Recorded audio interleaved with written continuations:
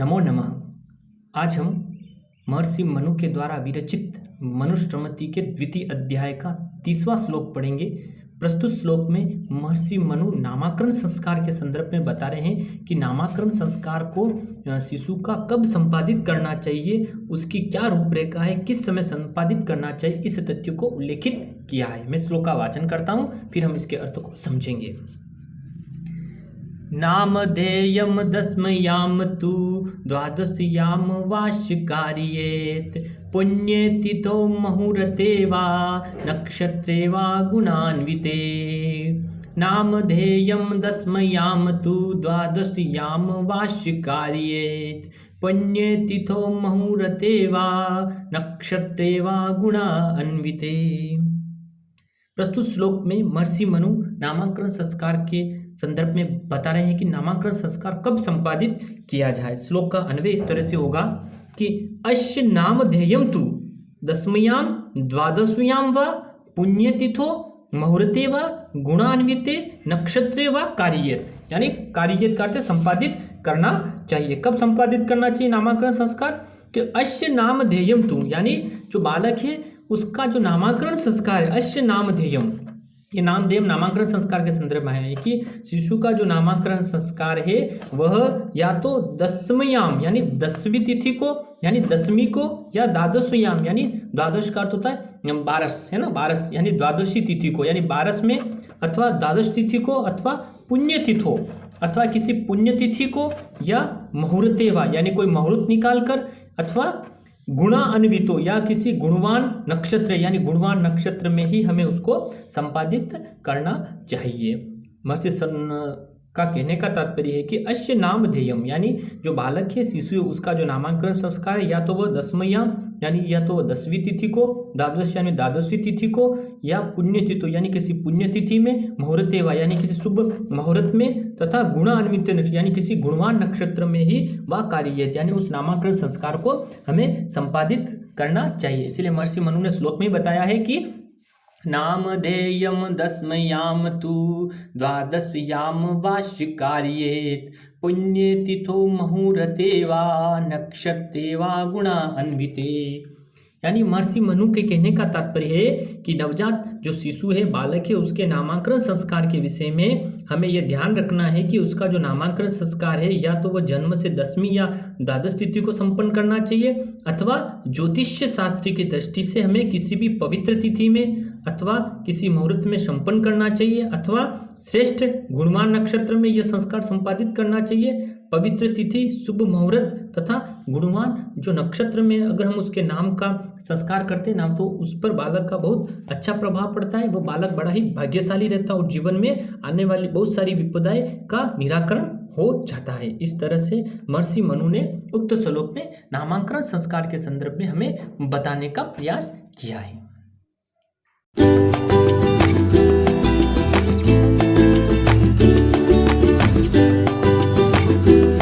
नमः संस्कृताय सर्वेभ्यः नमो नमः। आज हम महर्षि मनु के द्वारा विरचित मनुस्मृति के द्वितीय अध्याय का 31वां श्लोक पढ़ेंगे। इस श्लोक में महर्षि मनु चतुर्वर्णों के नाम किस प्रकार से होने चाहिए, उनमें किन विशेषताओं का होना आवश्यक है, इस तथ्य को स्पष्ट करते हुए हमें बता रहे हैं। क्या बता रहे हैं? मैं श्लोक का वाचन करता हूँ, तत्पश्चात हम इसके अर्थ को समझेंगे।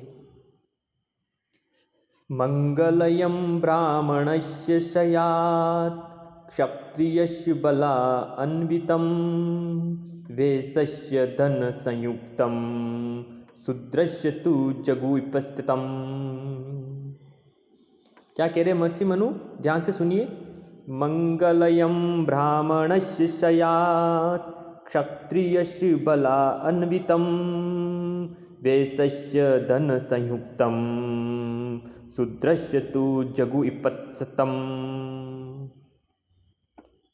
प्रस्तुत श्लोक में चतुर्वर्ण के नामों की विशेषताओं के संदर्भ में बताते हुए महर्षि बता रहे हैं कि चतुर्वर्णों के नाम किस प्रकार से होने चाहिए। इस तथ्य को वे हमें उद्घाटित करते हुए कहते हैं। श्लोक का अन्वय इस प्रकार से होगा। ब्राह्मणस्य मंगलयं क्षत्रियस्य बल अन्वितं वैश्यस्य धन संयुक्तं शूद्रस्य तु जगु विपत्सम सयातः ब्राह्मणस्य मंगलयम, यानी जो ब्राह्मण है, जो वर्णों के अंतर्गत जो चतुर्वर्णों में ब्राह्मण, क्षत्रिय, वैश्य, शूद्र जो हमारे 4 वर्ण उल्लेखित किए गए हैं, उसमें जो ब्राह्मण वर्ण का जो है उसका जो नाम है वो मांगलिकता को लिए हो, यानी मंगलता को लिए हुए होना चाहिए, यानी उसका जो नाम का जो उच्चारण है उस धर्म के अंतर्गत वह मंगलमय हो, मंगलता को लिए उसके नाम उच्चारण में हमें मंगलता का अनुभव हो, उस संदर्भ में उसके नाम का उच्चारण होना चाहिए, यानी उसका नाम मांगलिक होना चाहिए। क्षत्रियस्य बल अन्वितम, क्षत्रियस्य बल अन्वितम, यानी क्षत्रिय विशेष का जो नाम है वह बल से युक्त होना चाहिए, यानी क्षत्रिय का जब नाम का उच्चारण किया जाए तो वह नाम इस प्रकार से हो कि उसके नाम में उच्चारण में बल, बाहुबल्य की उद्घाटितता होती हुई हमें दिखाई दे, इसीलिए कह रहे हैं कि क्षत्रिय का जो नाम है वह बल से युक्त होना चाहिए। वैश्य धन संयुक्तम, और वैश्य का जो है वह धन से युक्त हो, यानी कहने का तात्पर्य कि वैश्य का नाम का उच्चारण धन, ऐश्वर्य आदि से युक्त शब्दों का होना चाहिए। और शूद्रस्य तो जगु विपत्सम सयात, और शूद्र का जो नाम उच्चारण है वह सरलता को लिए हुए हो, आसानी से उसका उच्चारण हो जाए, वो उसकी वर्ण परंपरा के अनुसार उसका नाम का नामांकन संस्कार महर्षि मनु के अनुसार संपादित हमें करना चाहिए।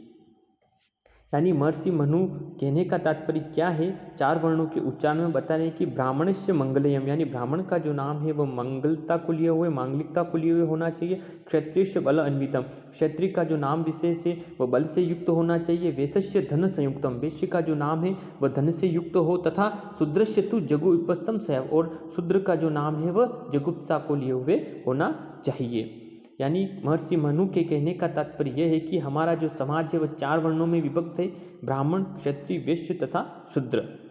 इस प्रकार से नाम को सुनकर ही हमें इस बात का आभास हो जाता है कि यह बालक इस वर्ण का है, तथा इन भिन्न भिन्न वर्णों के भिन्न भिन्न गुण धर्म वाले उसके नाम उन्होंने उल्लेखित करने का प्रयास किया है। यदि ब्राह्मण वर्ण के बालक का नामांकन करना है तो उसका नाम हमें मांगलिकता के आधार पर करना चाहिए। इसी तरह से क्षत्रिय विशेष के वर्ण विशेष के बालक का नाम बल से युक्त रखना चाहिए। इसी प्रकार यदि वैश्य वर्ण के बालक का नामांकन करना हो तो उसका नाम धन, ऐश्वर्य आदि से युक्त शब्दों वाला होना चाहिए, तथा शूद्र बालक के नाम का उच्चारण सरल और कोमल लिए हुए शब्दों का होना चाहिए।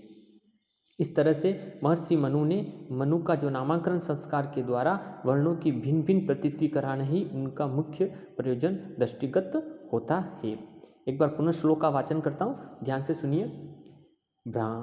मंगलयम ब्राह्मणस्य स्यात् क्षत्रियस्य बला अन्वितम वैश्यस्य धन संयुक्तम शूद्रस्य तु जगु विपत्तम।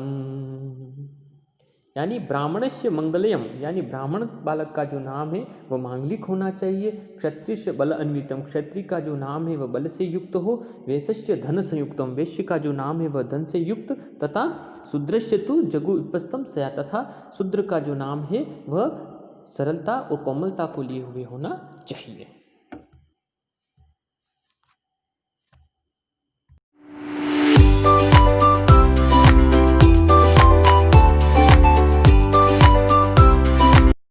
नमः संस्कृताय सर्वेभ्यः नमो नमः। आज हम महर्षि मनु के द्वारा विरचित मनुस्मृति के द्वितीय अध्याय का 32वां श्लोक पढ़ेंगे। इस वाले श्लोक में महर्षि मनु विभिन्न वर्णों के नामकरण को पुनः बता रहे हैं। जैसा 31वें श्लोक में महर्षि मनु ने बताया था कि किस तरह से ब्राह्मण का जो नाम है वह मंगलता को लिए हुए हो, क्षत्रिय का बल से युक्त, वैश्य का धन से युक्त, और शूद्र का जो नाम है वह सरलता को लिए हुए होना चाहिए। अब इस वाले श्लोक में महर्षि मनु पुनः वर्ण में उच्चारण में जो नाम है उनके नाम के पीछे जो उपमा है वह किस किस तरह की होनी चाहिए उसके संदर्भ में बता रहे हैं। वर्णों के नामांकरण को पुनः स्पष्ट करते हुए महर्षि मनु क्या कर रहे हैं, मैं श्लोक का वाचन करता हूं, तत्पश्चात हम इसके अर्थ को समझेंगे। शर्मवद ब्राह्मणस्य स्यात् राज्ञो रक्षा समन्वितम वैश्यस्य पुष्टि संयुक्तम शूद्रस्य प्रेष संयुक्तम। क्या कह रहे महर्षि मनु? शर्मवद् ब्राह्मणस्य स्यात् राज्ञो रक्षा समन्वितं वेशस्य पुष्टि संयुक्तं शूद्रस्य प्रेष संयुक्तम। श्लोक का जो अन्वय होगा वह इस तरह से होगा, ब्राह्मणस्य शर्मवदः राज्ञ रक्षा समन्वितम वेशस्य पुष्टि संयुक्तम शूद्रस्य प्रेष संयुक्तम नाम सयात। सयात का अर्थ होता होना चाहिए, यानी 4 वर्णों के जो नामांकरण है वह किस आधार पर होने चाहिए, इस तथ्य को महर्षि मनु इस श्लोक के माध्यम से हमें बता रहे हैं। क्या बता रहे कि ब्राह्मणस्य शर्मवदः, यानी ब्राह्मण का जो नाम है वह शर्मवद यानी शर्मा पद से युक्त होना चाहिए। यानी अगर ब्राह्मण वर्ण का कोई व्यक्ति विशेष है तो उसके नाम के पीछे शर्मा पद होना चाहिए, ताकि हम आसानी से मालूम कर सके कि यह ब्राह्मण वर्ण से यह संबंध रखता है। राज्ञ रक्षा समन्वितम, राज्ञ यानी राजन लोग, यानी क्षत्रिय का जो नाम विशेष है वह रक्षा से युक्त होना चाहिए। कहने का तात्पर्य है कि क्षत्रिय विशेष का जो नाम है वह रक्षा से, बाहुबल्य से, बल से युक्त होना चाहिए। तत्पश्चात क्या कह रहे, वेशस्य पुष्टि संयुक्तम, और जो वैश्य है उसका नाम है वह पुष्टि युक्त यानी ऐश्वर्य बोधक होना चाहिए, यानी वह धन संपदा और ऐश्वर्य को लिए वो इस तरह से वैश्य का नाम का जो नामकरण है वो इस तरह का होना चाहिए। तथा शूद्रस्य प्रेष संयुक्तम, तथा शूद्र का जो नाम है वह सरलता और दास पद को लिए हुए शब्द से युक्त होना चाहिए। पुनः एक बार पुनः श्लोक को वापिस देखिए, क्या कह रहे